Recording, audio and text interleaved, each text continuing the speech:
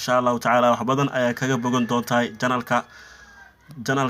Abdullahi Burhaan insha Allah xigmadeyna maanta waxay ku saabsan tahay marnaba ha u ooyin qof adiga ku dhaawacay kaliya u dhoola cadeey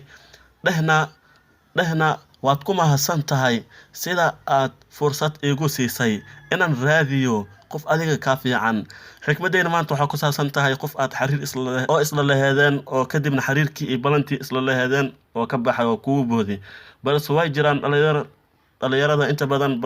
way jiraan waa sidan ay u dhaqmaan marka xigmadani balse dhageyso xigmadan wax badan ayaa ka caawi doonta insha Allah ta'ala fadlan like iyo subscribe nasar si aan hore ku sheegay marnaba ha u ooyin qof adiga ku dhaawacay waxa laga yaabaa qof in xariir aad la leeyahdeen ama balan aad kala gasheen oo marka wixii oo kugu boodo oo kaya baxo kaliya u dhoola cadeey qofkaasi waxa tustaa dhoola cadeyn tus